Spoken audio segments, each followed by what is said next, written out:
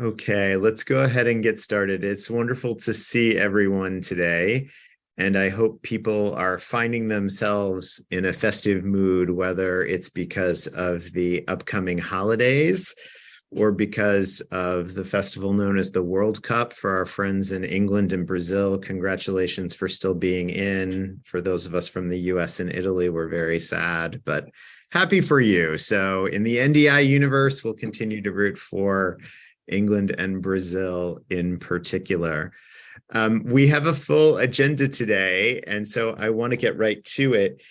Besides welcoming you, I have two tasks. One is to welcome new team members from around the world who are joining us here for their first time.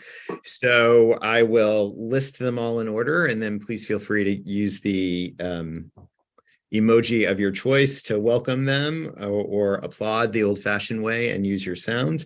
But we have new folks on the team from the following places: Dublin, London, South Bend, Beijing, and Jerusalem. So let me introduce each one of them. Kieran Casey from Dublin, Safa Erguner from London, Corey Hankins here in South Bend, Kihan Archie, he goes by Archie Hu in Beijing, Reagan Jones in South Bend, Molly Light in Dublin, Hada Mahalev in Jerusalem, and Lori Roberts in South Bend. Welcome to Notre Dame International. Welcome to Notre Dame. We are really glad to have you with us. Thank you. I hope you find this a warm, wonderful, welcome place to work, a good community of professionals and colleagues and friends to connect with and to create new things that support our students and faculty. And I hope it's an institution and a division you can be proud of. We're really proud to have you making us stronger together. So thank you for that. My only other piece of business before I turn it over to the live headlines, which is something we do every global town hall, is I wanted to give people a brief update about the work that occurred in Jerusalem last month with our global leadership team retreat. I asked the directors of the gateways and centers from around the world to gather in Jerusalem to come together and to talk about what it means to have one global leadership team that will be responsible for helping to guide NDI as we move into the new strategic plan that we'll be creating in the winter and spring together with the Office of Strategic Planning and Institutional Research, and also about how we could be in good formation with one another as the university launches its strategic plan, which, as you all know, has a strong focus on global and international education. The leaders came together in Jerusalem, and we had a weeks-long worth of meetings and seminars, as well as shared meals and the opportunity to explore the old city of Jerusalem, as well as Bethlehem, the Dead Sea, and Masada while we were there. We were hosted with a lot of grace and goodwill and hospitality by the Jerusalem team. And I want to thank Daniel and his colleagues there for making it such a special event for all of us. But the things that we talked about in terms of content that are important for this group to know are we talked about how we could share in the responsibility and the accountability of leading NDI together so that people feel empowered wherever they are in the world, whatever gateway or center you might be located at, that you feel empowered to move forward with projects and to leverage the global network and the expertise and talent that we have in this Zoom room and with our colleagues who aren't here, so that we can be more effective in delivering what the university asks us to deliver, especially with regard to the new strategic plan. We talked about how having a new team-based leadership model that accounts for everyone around the world and has all of the divisions represented at a monthly meeting that we will be holding as a global leadership team, that can only happen if we have a shared set of values and principles that stem and derive from the university's mission and vision and our Catholic identity. So we talked about that, and we talked about how those core principles could guide us to be more effective in communicating with one another, sharing teams and working cooperatively and collaboratively across time zones to deliver new kinds of experiences for our students and faculty. We finally committed to 7 areas that we would all work together to try and create more connection between how we do things in different parts of the world, and also make sure that we're using each other's expertise and our team's expertise to help in these areas. So we talked about jointly setting and tracking Notre Dame International's strategic goals for ourselves, for one another. We talked about making sure that we could continue to cultivate global talent. So the talent that we have in this room, that we find pathways so that you can grow in professional development in your career, doing that through working with other gateways and centers, or perhaps working at another gateway or center or on campus. We talked about a shared responsibility for finance, being fiscally responsible, being creative and entrepreneurial in our budgets. We talked about supporting one another in academic affairs and coming up with curriculum that can make a difference for our students. We talked about student affairs, making sure we're giving the same high level of care, pastoral care, spiritual care, physical care for our students so that they can thrive and flourish wherever they are in the world. And finally, global operations. How can we continue to make sure that everyone, no matter where they are in the division, has the tools and facilities and expertise to do what they need to do? So that's what we talked about in Jerusalem. I'm very thankful for the directors and their creativity and their wisdom, their critical feedback, and their support of this initiative. They'll be talking to you more about that as we move forward with the strategic plan. They should have already talked to you about what we did in Jerusalem, but please know that this inclusive model that is meant to promote cross-cultural communication and to promote shared leadership is really important. Not everything has to happen from South Bend. We're all one Notre Dame International, and we're all one Notre Dame. So that's what we did. I'll turn it over now to Archie. Archie, welcome again to NDI, and you are up first for the live headlines. Thank you, Michael. Here go the headlines. So on October the 12th, Notre Dame signed an international partnership MOU with Dulwich College Beijing, a prestigious international school. This program is expansion of the current Global Scholars Program, which is co-organized by Notre Dame Pre-College Programs and NDI. This partnership is initiated by Beijing Global Gateway and advised by Dr. Jonathan Noble. The first 2 credit-bearing courses in this fall will be taught by professors from the London Global Gateway. This initiative is an innovative collaboration with the higher education and K-12 schools and had a wide scope for growth. So far, a total of 37 students enrolled, pretty close to the maximum class size. And on October the 10th, Beijing Global Gateway hosted a U.S. Universities China Executive Roundtable at BGG's office. Directors of the China centers from Yale, Chicago, Princeton, UPenn Wharton, Cornell, and Columbia gathered to exchange ideas on developing U.S. universities' strategic plans in China. And now let's hear from Doug. In October, the EU scholars completed their immersion trip in Brussels. Students from Dublin and Rome met with representatives from the US and Ukrainian missions to the EU, the European Parliament, the European Commissions for Education and Migration and Home Affairs, the Irish Commissioner Mairead, McGuinness, Microsoft, and Politico.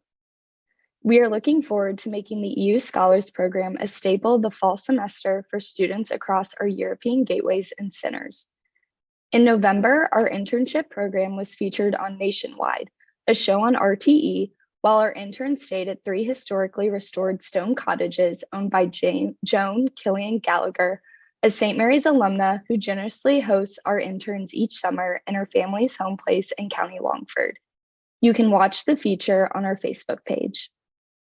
We have been busy hosting conferences and events this fall, including ACE Ireland's Emerging Leaders Fellowship Program, information sessions for the esteemed graduate program and undergraduate admissions for Irish students to Notre Dame, and a few book launches, including Notre Dame Press's own Catalog of Irish Manuscripts by Cornelius Buttimer.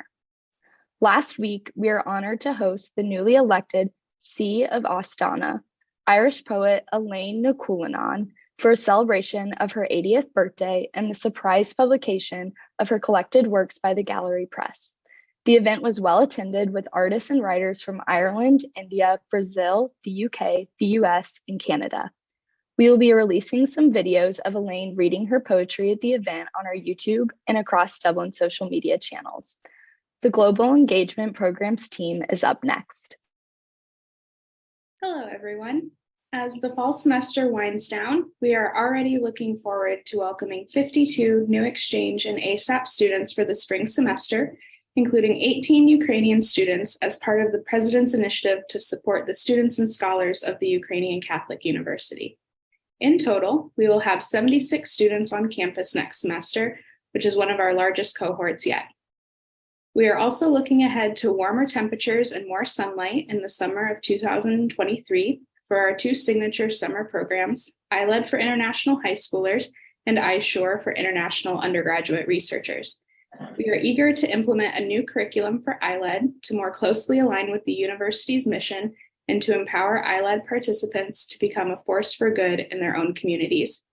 For the iSure program, we are excited to work with 25 Notre Dame faculty members who will host our international students for 8 weeks in a variety of academic disciplines on 44 unique research projects. That's all from the Global Engagement team. Up next is Catherine from Hong Kong. I'm so glad that Hong Kong has opened it up in September, and then I work closely with the Global Engagement team. 7 students have shown interest to work in Hong Kong. It's GPE. And then we have founded 15 excellent internship in Whirlwind Organization, the energy sustainability business, financial corporations, insurance company, and so on. So we are waiting to welcome students coming in the spring and also in the fall and in the summer. So also 11 students has placed for our exchange program in the spring. So they're going to 3 different universities in Hong Kong. During the Thanksgiving, we have event in Thailand. Over 25 alumni, parents, and students have traveled from different parts of Asia to Thailand, and that they watched the football game and then having a great, wonderful Thanksgiving gathering. In Hong Kong, we also have a nice Thanksgiving dinner and also a few football watch. Lastly, we have promoted the ASAP program to a number of local universities. Thank you. And now I will pass it off to the ISSA team for the live update. Thank you. Hello all. On December 1st, all employment-based immigration transitioned to the ISSA team, which has expanded the portfolio of immigration services ISSA offers to the university and its international community.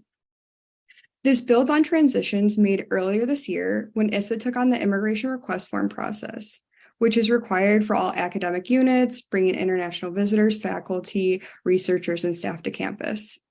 While Cynthia Reeves continues to be the primary ISSA contact for J1 scholar processing, I will now be the primary contact for the immigration request form and all other employment-based immigration questions. ISSA is also piloting short-term visitor housing in spring 2023. At this time, we already have 50% occupancy for the residences.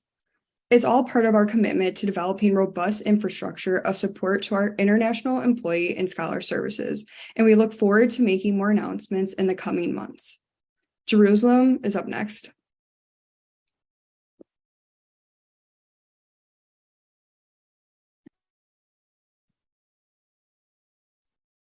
Thank you, Olivia.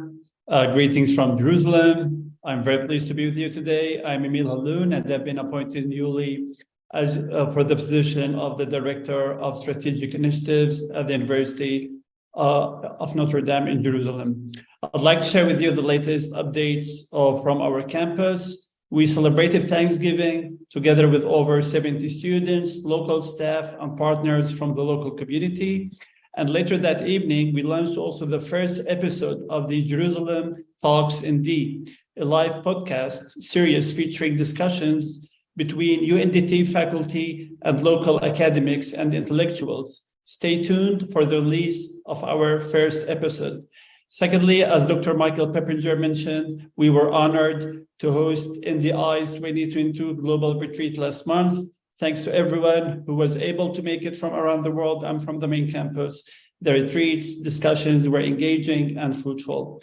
Finally, we will host the Spirit of Scholarship Conference, organized by Professor Abby Winsder and featuring both local and international experts on our campus next week. The conference will examine the groundbreaking scholarship by Catholic priests in the burgeoning disciplines of ancient Near Eastern studies from the late 19th century to the mid-20th centuries, and will also consider where these efforts have led today. Now, onto the update from Calmore. Thanks, Emil. Festive greetings from Kylemore Global Centre. We at Kylemore had a great Thanksgiving where we hosted students, parents, PIs from the University of Galway and the Benedictine community. So we had over 50 people for dinner that night. Our study abroad students then provided the after dinner entertainment with dance routines and extracts from the Nutcracker. And we had a mini concert from the Galway Student String Ensemble. Check out our Instagram to see the photos.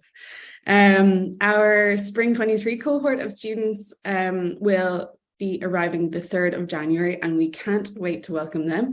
That same week, we'll be hosting Notre Dame's Women's Liturgical Choir, Magnificat, on their tour of Ireland, and they'll be performing at the Cathedral in Galway, in Knock Shrine, and they'll also be recording some repertoire for the nuns in Kylemore. And then they'll head on east to Wexford and Dublin. I'm also delighted to share that this Friday, we will be welcoming the current Taoiseach and future Taoiseach, meaning Prime Minister in Irish, Leo Varadkar, to the Global Centre, where he will get to meet some of our students. And that's it for now. Next, we'll hear from London. Hi, everyone. This semester, we welcomed our largest ever fall group and have offered an exciting schedule of events, including the long-awaited public dedication of the G.K. Chesterton collection. However, Father Jim will be telling you more about that shortly. Here's a preview. It was magnificent. This semester, we were able to resume our international trips. This included our law students visiting Nuremberg in Germany to learn more about the Nuremberg trials. We undertook 2 major trips in collaboration with the Nanovic Institute. The first, a pilgrimage to Le Mans, France, to the birthplace of the Blessed Basil Moreau. Second, our Catholic Education in Common Good class visited Bardejov in Slovakia for the Slovak and Regional Bilingual School Leaders Conference. Finally, in collaboration with our colleagues at the Rome Global Gateway, our Kennedy Scholars class traveled to Rome and visited the American Academy and the Historical Archive of the Jewish Community of Rome. Our students also had the opportunity to give back to the local community. Last month, they collaborated with the UK Alumni Club to volunteer with an organisation called East End Homes by planting over 5,000 bulbs on a local council estate. Finally, 2 weeks ago, we hosted a Thanksgiving dinner at Fisher Hall for our students, faculty members and staff. We look forward to welcoming our largest ever spring group next year. So until then, that's a wrap from London. Now let's get a live update from Mexico. Thank you, Kevin. There were many things happening this semester in our location, but some of the main ones are that we began the semester with the opening of our office located in the main campus of our partner university. The launch has been the meeting place for our students, and there wasn't a single day in which they didn't show up. For Thanksgiving, we were glad to welcome students, parents, and family and enjoy the meaning of Thanksgiving by hosting 75 people. The second thing is that bonding, cultural, and academic trips and visits have been resumed and done as we used to do before the pandemic. Special medical workshops were created for our fall 2021 students who weren't able to attend rotations at hospitals and clinics. This semester, our students were able to keep going to those workshops and at the same time do rotations in clinics and hospitals. In 2016, we began offering to our students 2 opportunities to participate in cancer research. We are so happy to announce that this semester, 14 of our students were able to participate in different health-related research opportunities. Some of their work will be published. We have been able to strengthen our partnership with some other local universities. As part of our new conversation this semester, we are working on the development of new and more internship and service learning opportunities that we hope to be able to begin offering next semester. They are mostly non-treatment related. Now, next up is an update from Mumbai. Thank you, Lisette, and namaste from Mumbai. While you hear a little bit more about my adventures to Egypt a little later in this call, I would like to spend some more time talking about 2023. I'm excited to inform you that we've successfully worked with the ND Bridge program. There will be 8 students placed in India for service learning opportunities as part of this program over the summer. With the Global Center for Development of the Whole Child project getting additional funding and an expanded scope, Notre Dame's visibility in India will be ever increasing. Add to this 2 academic conferences, the Mumbai studio in person again for the first time after the pandemic, a possible summer study abroad program, placements for GPE students in India. I expect our engagement in country will be extremely productive in the coming year. As we wind down this semester during this last town hall of 2022, wishing everyone happy holidays and a Merry Christmas. And I will now pass off to Jackie in Nairobi. Thank you, Diraj. I have a internet problem, so if I cut off, you'll excuse me. So for myself in Nairobi, I'm actually traveling out in Kisumu with the ECK Institute. And here at the ECK Institute, we are working with Dr. Bernard Nallen to make collaborations between the Hapa Cancer Institute and the Department of Biological Sciences for research that is going to start next year. And we've been very successful. We're also working with CDC Kemri to initiate those partnerships. And for the second program that we are working with IREX. IREX is a USAID-funded organization that is sponsoring 2 fellows in a university administration support program. And the fellows are one from University of Ghana, Professor Nana, and another from University of Lagos, Ife. And they are in a virtual exchange program whereby we are exposing them to research. So we've connected them to the Idea Center, ND Research and Pulte Institute. And I'm working on this with Dr. Jonathan Noble and Catherine Wilson, and it's been very, very successful. And they'll be on campus next year for a total of 4 weeks for an in-person visit. Then for the summer next year, we have 5 students who've applied to GPE. We are fingers that they will come for the GPEs, but we have commitment from think tanks, a community hospital, and research units. Lastly, we've also worked with ND Bridge for 4 students who will be joining us for the summer with the Center for Social Concerns, and they'll be hosted at the Gatoto Integrated Child Center. Thank you very much. I'll pass over to Colleen to say the next person. Next, we'll head to the Ops and Comms team on campus. Lori? Hello from Ops and Comms in South Bend. I'm Lori Roberts. Thank you for the warm welcome, Colleen and Michael. I joined the team in October as the Director of International Conferences, and my goal is to partner with all locations to assist faculty and staff in planning, budgeting, and executing successful events. I'm doing my best to meet with all locations, but I welcome any and all ideas from everyone on best practices for hosting successful events, and I look forward to working with all of you. Now, let's hear from Rome. Thank you, Lori. Here in Rome, we have 2 headlines to share. The first is the visit in November of the Kennedy Scholars from London, which represented an initial step in creating an alliance between Kennedy Scholars and Rome International Scholars, who will meet for the first time in February 2023. The idea for the future is to strengthen the relationship between Kennedy Scholars and Rome Scholars as a means to discuss theories, methods, and resources for undergraduate students who have a first opportunity to conduct research.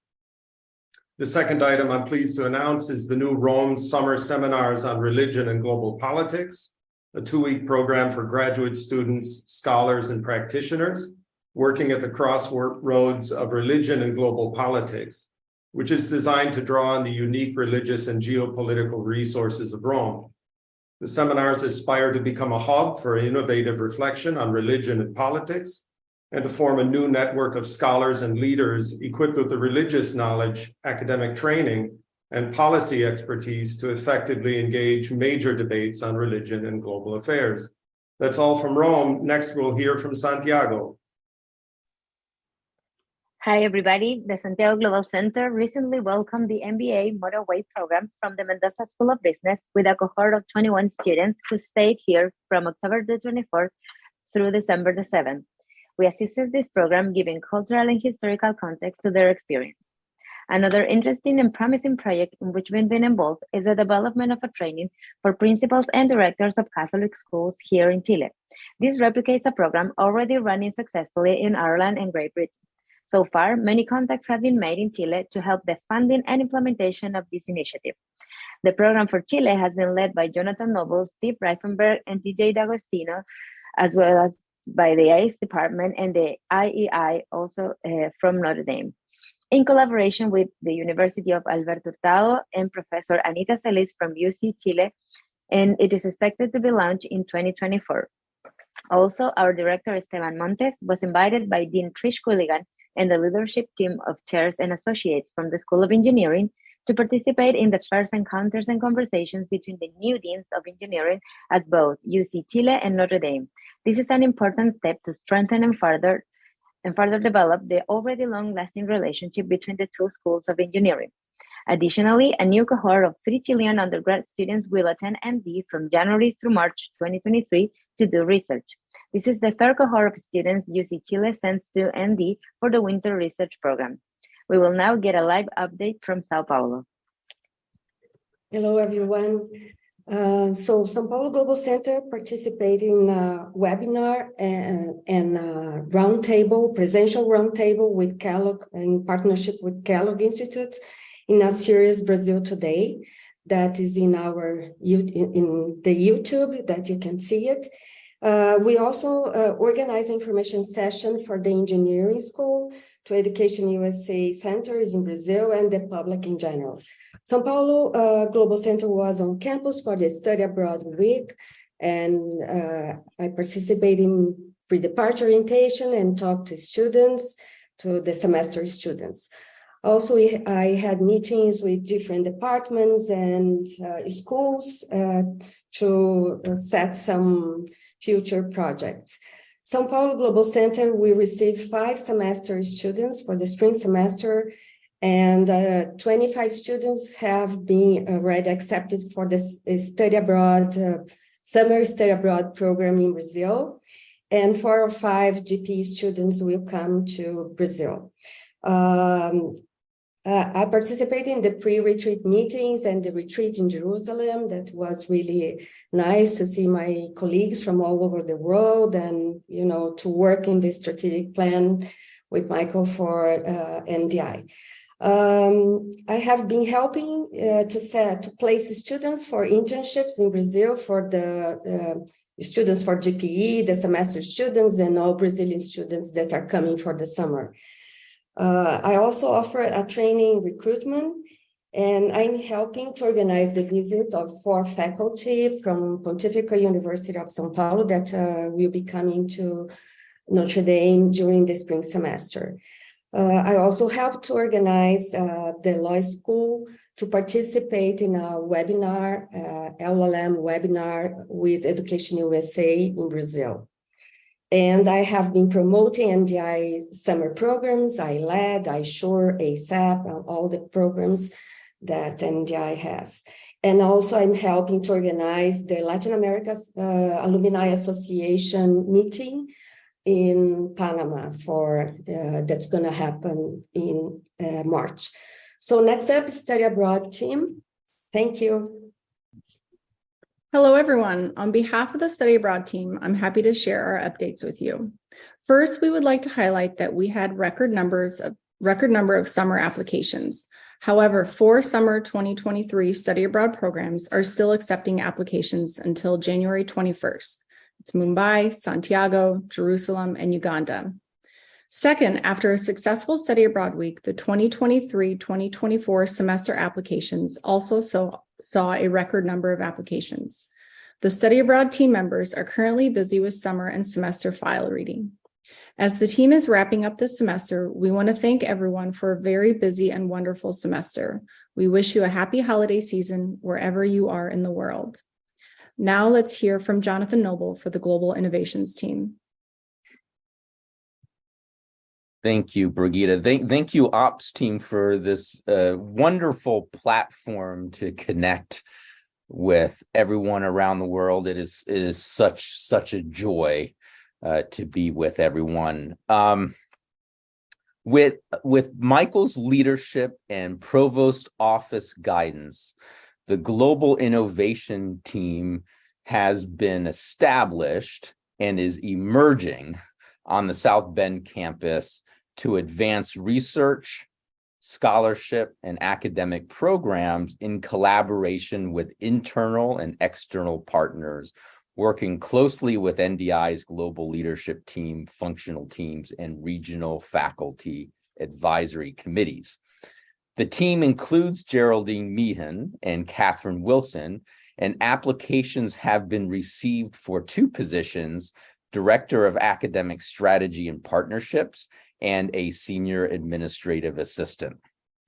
Some highlights from the emergent team include organizing with Michael Pippinger and the Gateway and Center directors meetings with NDI's 7 regional faculty advisory committees this semester, engaging over 60 faculty.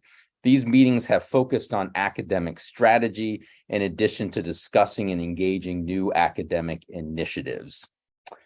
Also, working closely with the Ukrainian Catholic University on the visiting scholar, postdoc, and faculty research, course and curriculum and library grant programs, in addition to the administrative delegation and exchange program. Third, release of the most recent version of the NDI conferences report by Geraldine Meehan. It can be found on the portal, and all are in the NDI portal, and all are encouraged to download and read it. We extend appreciation to all those who made contributions to the report to enable sharing with leadership and key partners. Lastly, continued exciting work on trans-regional academic programs, including the Global Scholars Program with pre-college and Global Experience Program with study abroad team, campus partners, especially CSLC and Keough School, and close collaboration with and between gateways and centers. This concludes the headlines section, and now I would like to, as I understand, that we will be transitioning to the features section.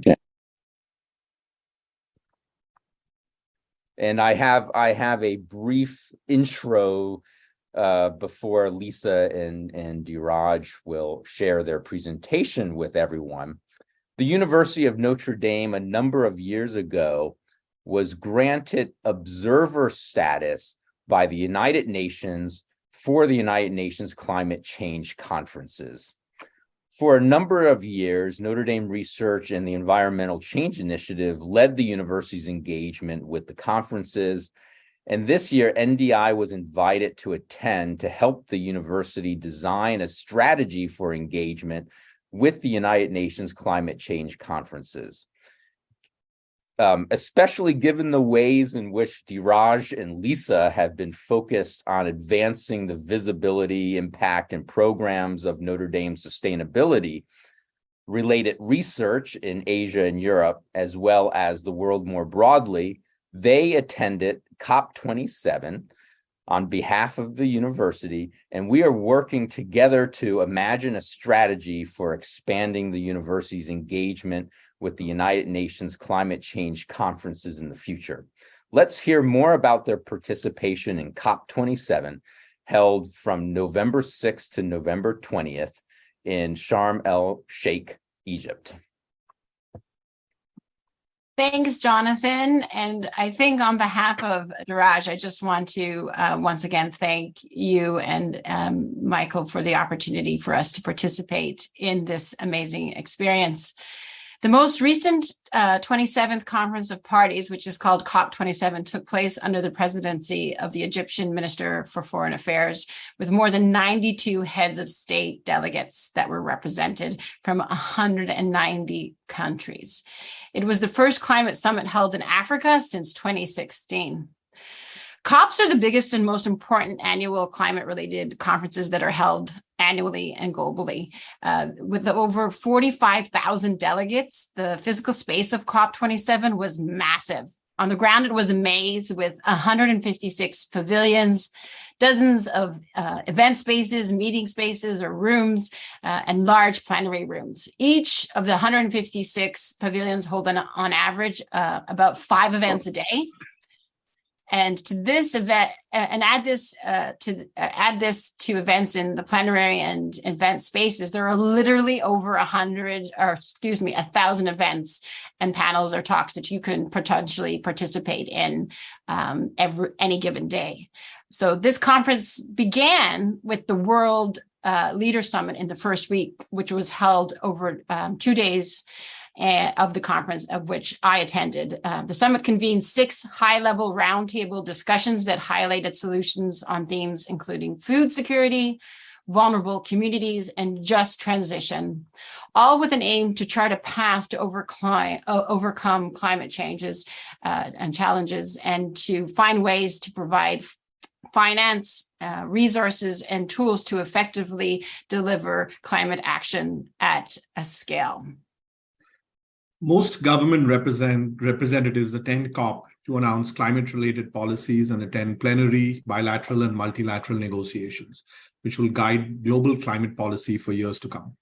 Some of the historic outcomes from previous COPs are the Kyoto Protocols, which started most of the mainstream discussions on climate change, the Paris Agreement, which mainstreamed climate discussions and brought global warming to the front and center. You may recall the 1.5 degree to 2 degree target set at Paris, and the previous COP at Glasgow, which set timelines of a 1.5 degree global warming target by 2030. COP27 also had high expectations globally, and one of the major outcomes has been the first loss and damage fund being created.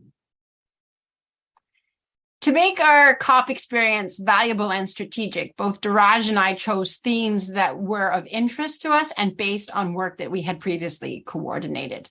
As a result of our center's contribution for the Global Dialogue Series, we chose water, and so spent much of our time in pavilions such as the Oceans Pavilion, the Water Pavilion, the Cryosphere Pavilion, and also tried to find events based around our water theme.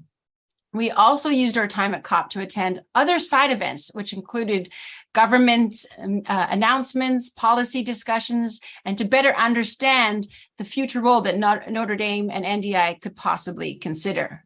Many events at COP are recorded and outcomes are widely published for the world to review. However, actually being there to witness these negotiations and discussions with the possibility to be part of the conversation was exciting for us. And as observers, we managed to network with NGOs, government representatives, the keynote speakers from various institutions, and our attendance enabled many connections with key people and organizations across disciplines and industries, which was a unique and amazing opportunity. COP27 brought together about 45,000 participants, including Lisa and me, to share ideas, solutions, build partnerships and coalitions. Indigenous peoples, local communities, cities and civil society, including youth and children, showcased how they are addressing climate change and shared how it impacts their lives. Young people in particular were given greater prominence at COP27, with the UN Climate Change's Executive Secretary promising to urge governments to not just listen to the solutions put forward by young people, but to incorporate those solutions in decision and policy making. Young people made their voice heard for the first of its kind pavilion for children and youth, as well as the first ever youth-led climate forum. The fearless mural at the Youth Pavilion, painted at site, and what you can see on your screen, was painted by Shiv Suleiman live at the week 2 of the conference and was the talk of the conference. So what exactly was this experience like? We know this town hall glimpse has left many of you with more questions than answers, so stay tuned for a more detailed COP presentation early in 2023.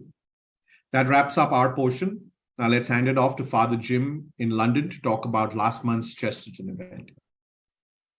Hello all, I appreciate this opportunity to represent the London Global Gateway and sharing with you the events that surrounded the Notre Dame Chesterton collection and its dedication. It's now housed in the Chesterton Room and the Senior Common Room of Fisher Hall. And we'd like to begin with a very brief video of the Mass and blessing and dedication.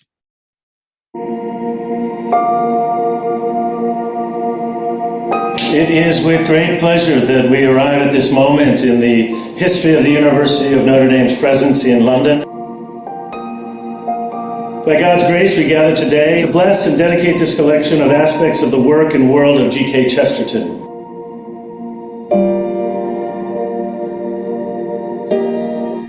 We hope that it will be a source of great interest, inspiration, and scholarship in this magnificent city, in this nation, and throughout the world.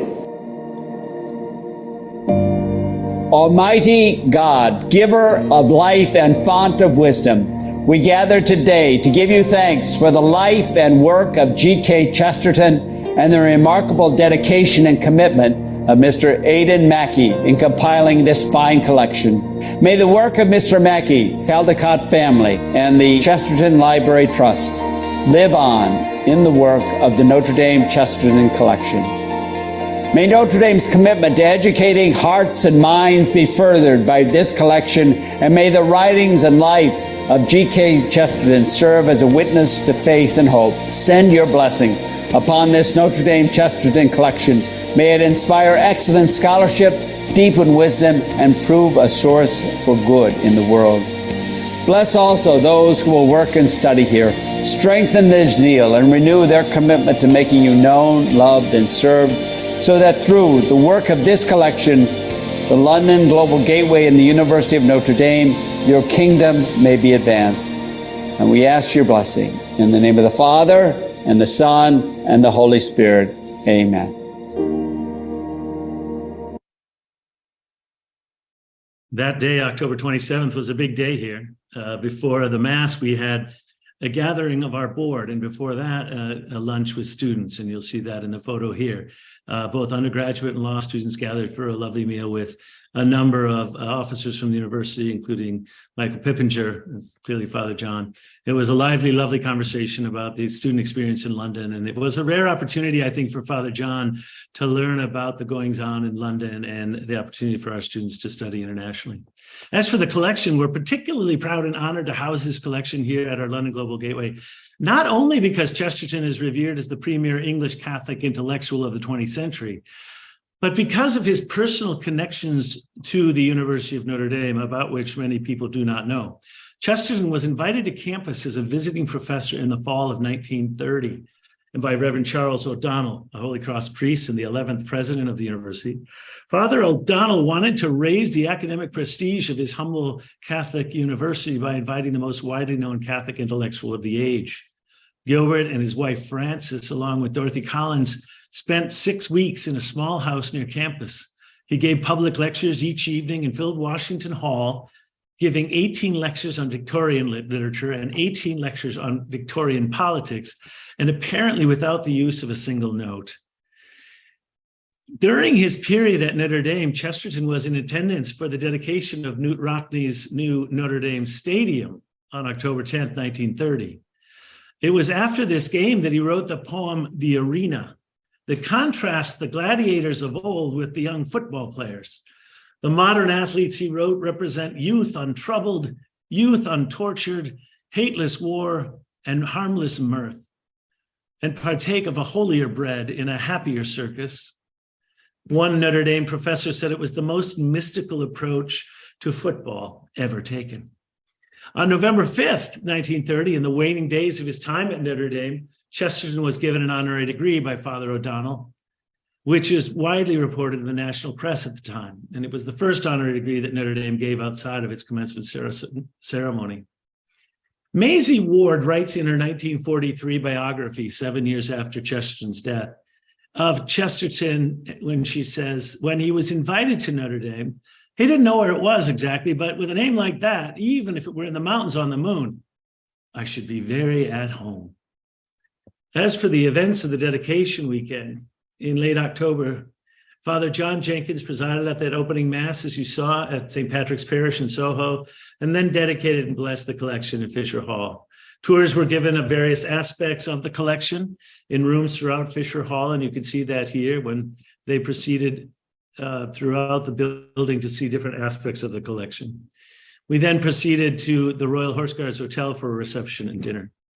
On Friday, we hosted our first biannual Chesterton Conference. About a dozen invited scholars from all over the world, from as far away as South Africa and the US to as near as St. Andrews and Cambridge. Its importance as a means to spreading the word about this collection cannot be overstated, as we hope to make it the premier site for Chesterton studies, quite literally in the world. Thanks to Aidan Mackey particularly, I want to acknowledge him. He turned 100 the very month that the dedication took place. You saw him in an earlier photo and in the video. He's been a champion collecting this collection over 40 years, and we are endlessly grateful to receive it from him and carry on its legacy. I want to close by thanking our London team and the many who came from all over NDI to assist, from Michael Pippinger, who got stuck in and helping us, to folks from Rome and from Dublin. So we're grateful to no end to all who assisted. And I want to thank you for this time to tell you about it. We look forward to your visiting the collection and visiting us here in London. Thank you. Thank you, Father Zim. Now for one more update feature from Jerusalem. We're working nowadays on the preparation of Adam, the new software engineering program, which will begin in April 2023, after Easter and the month of Ramadan. We seek to bring 6 to 8 students from Jerusalem and the region and qualify them to become full-stack programmers with special emphasis on languages and soft skills, among which are English and Hebrew. We would like also to teach them how to write a CV, and we will teach them courses such as ethics in technology. Let's take a look at the video that was created to help market the program. Then we will head to Rome for an update.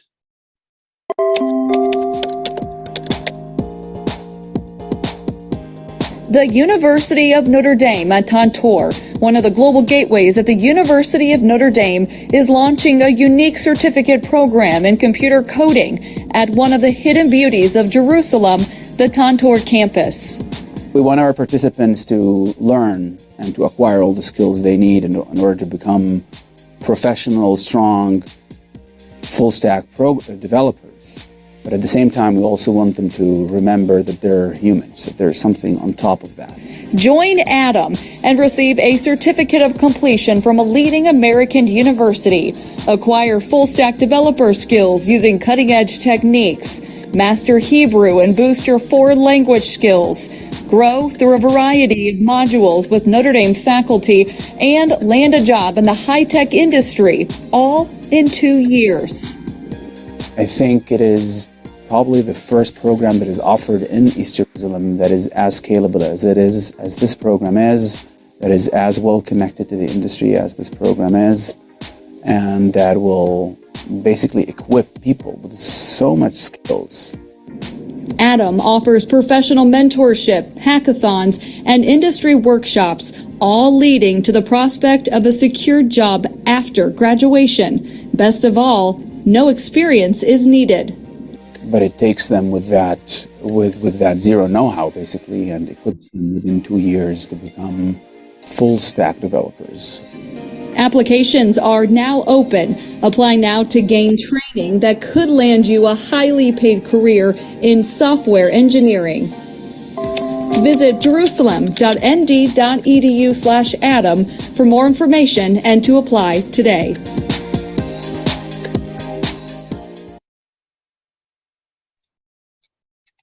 Hi again from Rome. Last October, the community of L'Arche in Bologna organized a bike ride to meet with their community in Rome, and Notre Dame students were part of a delegation that shared the ride for the last lap of their 8 days long journey. After a quick stop at St. Peter's, the bikers arrived at the Colosseum, and the Rome Global Gateway offered lunch to the whole group in the beautiful location of the Notre Dame student residence, the Villa. L'Arche is an international association that focuses on the integration of people with disabilities. Their goal is to promote equality among people with or without disabilities, sharing homes and workplaces, forming communities, and spending time together is the way L'Arche wants to ensure that a positive transformation will happen in our societies. Notre Dame students in Rome are encouraged to take part in activities and volunteering initiatives with this rich reality. L'Arche is also present in Bethlehem, where our students are engaged. Let's take a look at the video that shows interviews to students who participated in the bike ride event. After this video, we will head back to campus for a final update about the Gilmore Scholarship.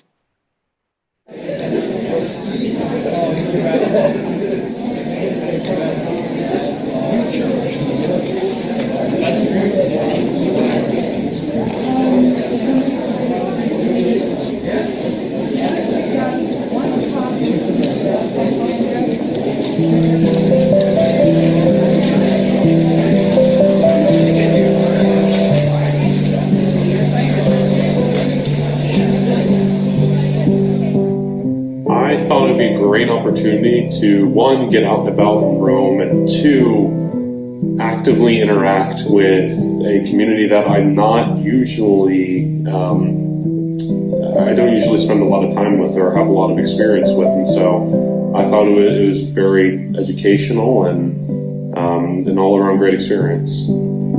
Since the start of the activity towards the end, or during and towards the end, in the villa, in the Notre Dame Villa, the atmosphere was incredible, and certainly the pre-existing relationship between Notre Dame and L'Arche really helped foster this feeling of sort of like a family of people working together towards the same cause and towards the same goal. As someone who doesn't have a disability, it was quite incredible to see what these people were doing and how excited they were to do it too. And to see how excited and happy they were at the end, it really showed how this helped uplift their spirits, and I think it's a great indicator for what's possible.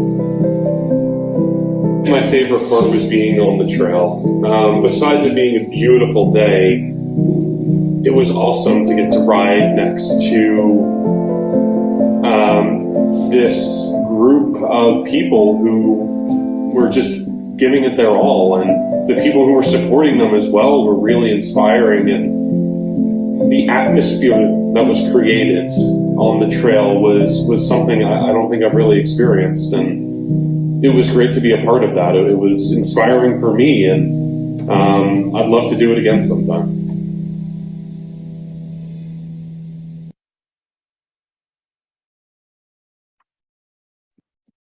Hello, everyone.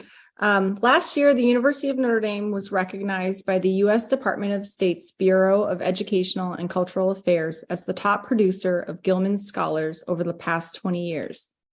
The Gilman Scholarship is a grant program that enables students of limited financial means to study or intern abroad, thereby gaining skills critical to our national security and economic competitiveness. Today, we would like to highlight Notre Dame junior Reese Peck, who was awarded the scholarship. Reese is a study abroad storyteller studying in London this fall semester, and she's excited to share her story and how it has enhanced her study abroad experience. The scholarship allows her to focus on the semester without thinking about financing her time abroad. This opportunity has also allowed her to network with Gilman alumni around the world and to connect to future opportunities. Take a moment to listen to her story now. And after the video, we will conclude the feature section of the Global Town Hall and kick it back to you, Michael.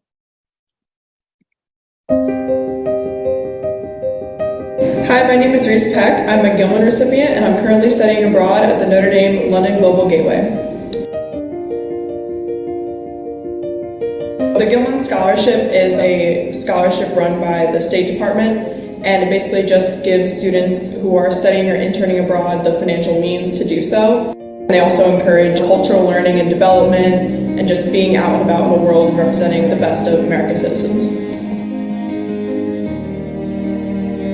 To me personally, just with my majors in finance and poli-sci, studying abroad was the perfect complement to that. Like I really got out and got to see a whole different side of the world that I hadn't been to before.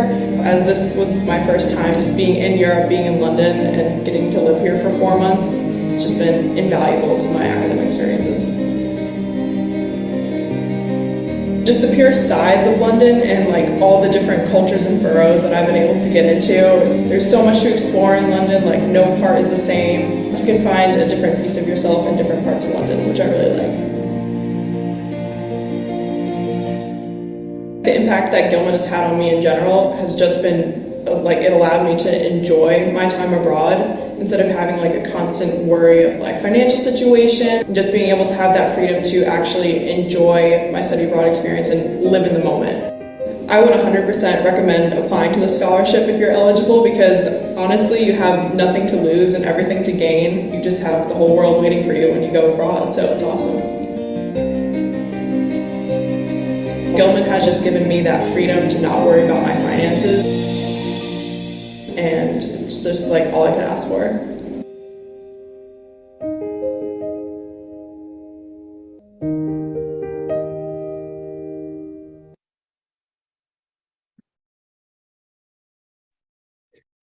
Thanks, Brigida, and thanks to all of the presenters during the features section. The work that we are collectively doing is quite varied and remarkable in its scope and the impact it has on our students, on local communities, and on the world. So I appreciate that work that everyone has put into what we've highlighted today. I also want to take this opportunity, as we heard in the updates section, it's been a time of Thanksgiving in the US. We just came back from celebrating Thanksgiving here. And as is often the custom, we give thanks for a number of things when we gather together. I'd like to take this opportunity here at the end of our town hall, our last one of 2022, to give some special thanks. I'd first off like to thank everyone for the passion and dedication that you show in your work. We've seen it not just in the features, but also in the updates with the work that people are doing. And we see it and exhibit it every day in how we work with one another. So thank you for your passion and dedication. I also want to thank you for your work ethic. I was saying to someone recently, a colleague here, that I don't think we've ever worked so hard. I don't think I've ever worked so hard, or I don't think the team has ever worked so hard. In the rebound from the pandemic, we are doing more and we are extending our reach and extending our impact. And you can see that in 1,000 different ways. Father Jim's discussion of the Chesterton, which really was a remarkable event, was remarkable in part because we were welcoming new people to understand Notre Dame's place in the world and what we can do when we advance scholarship in the spirit of the common good. And so I thank you for your work ethic. As he said, that took people from all around the global network to pull that conference off. And it takes people from all around the network to make Notre Dame International and the University of Notre Dame run. Notre Dame would not be what it is without you. So thank you for your kindness and generosity in supporting one another, supporting our students, our faculty, and the mission of Notre Dame. I think that's a great thing to remember as we go into these final weeks of 2022. On a public service note, I want to remind people that the Ops and Comms team, who I also need to thank you for running the Global Town Hall for us each quarter. Thank you for bringing your professionalism and expertise to it. They've asked me to remind people that they are interested in your opinions, your feedback about what's working and what's not in the format. Do you want to see more discussion, more conversation, more impromptu topics being reviewed? Do you want to see the opportunity to talk about something that we all read or watch or listen to before we gather in the town hall? They are open to every and all ideas that you share. They will be sending out a survey in the new year. Please take the opportunity to respond to them through the survey and also by picking up the phone or hitting enter into the Zoom room as after you set up an appointment with them. Talk about it so that you can share and make this town hall continue to be a dynamic place where we gather together and share what's going on at NDI, but also celebrate it. I think it's really important. The update section is just as important as the features section because it gives us the opportunity to learn what our colleagues are doing that we may not know about. So that when a faculty member or a student or a parent of a current student or an alum says something about, well, how does Notre Dame do this globally? You're an ambassador no matter where you are to talk about just how rich and varied and deep and impactful the work is. So let's continue to think how we can make this better in the spirit of continuous improvement. And let's continue to march forward in the work we do together to make Notre Dame a more global and international institution. Have a wonderful holiday season. Merry Christmas, Happy Hanukkah, Happy Kwanzaa, Happy New Year. Stay healthy, stay well, and most importantly, take the time to recharge with family and friends during the vacation break. Be well, everyone. Have a great day.